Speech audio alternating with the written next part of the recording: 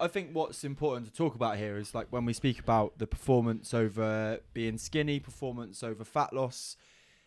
I do believe that there's an element of the fitness industry that doesn't talk about it enough, because as much as the calorie deficit is spoken about a lot more than what it has done previously, just through the fact that social media is more readily available to more people, the information is spread widely, but maybe not in the right manner sometimes. I've been in that situation where I was 23 stone and weight loss was the thing that was most important to me. When are the times that an individual who's on a weight loss phase should think about coming out of being in that deficit for a period of time? So that's actually that's a really interesting question, because so if someone has gone on to what's effectively is a diet, someone has decided that, okay, I want to change my body composition, I want to change the way that I look, I want to change my fat levels, and I want to improve my BMI, whatever it may be.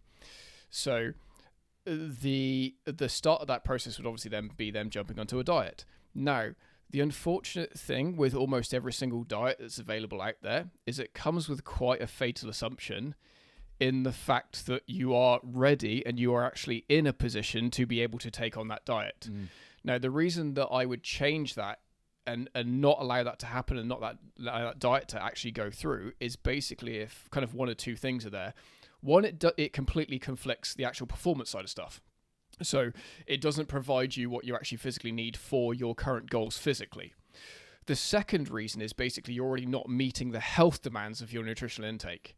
So that's the kind of sort of like fatal assumption that most diets make, is you're already in a good position to start it.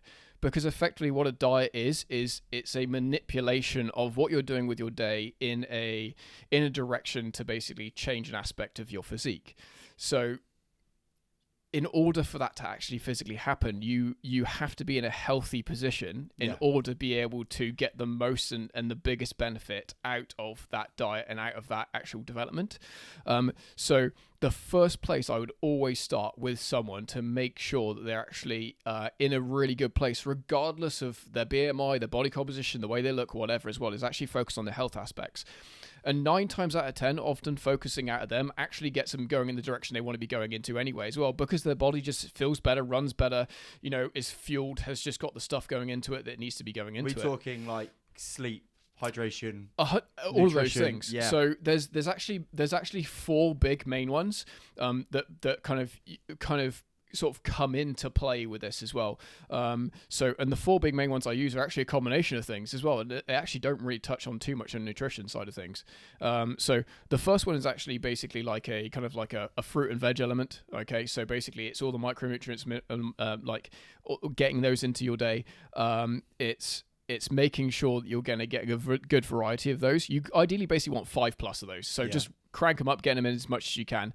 They basically they're there as fillers. As much as you can get into your day is better. The second thing is obviously exercise. So again, that's just kind of sort of a given.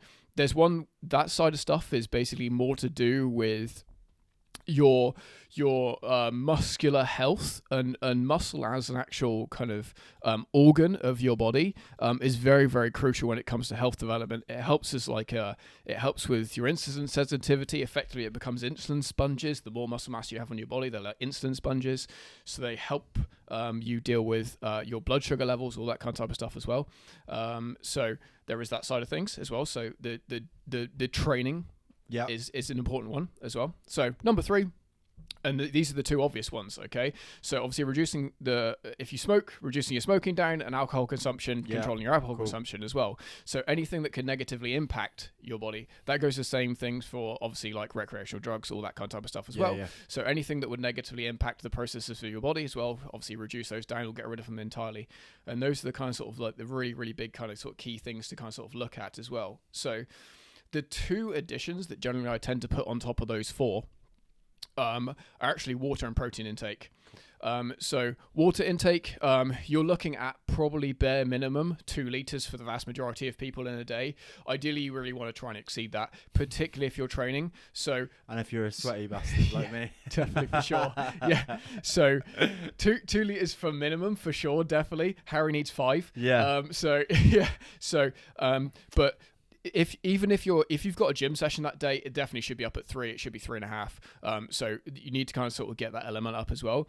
The protein intake, basically the easiest way to get your protein into your day and making sure that it's at a level to basically maintain the skeletal muscle mass you have in your body and potentially develop it, is to focus it on as the kind of sort of like the main ingredient of your meals. So build the rest of your meal around it. So make sure that that's into basically every single one of your meals, and you do really need to kind of sort of push that up. If you want to get a little bit more technical with that as well, ideally you want to be up at kind of sort of like 1.6 grams per kind of sort of kilo of body weight. Yeah. So something in and around that kind of area seems to be the kind of sort of best area to be. But it definitely needs to be the kind of sort of the main thing you build your actual nutritional profile around.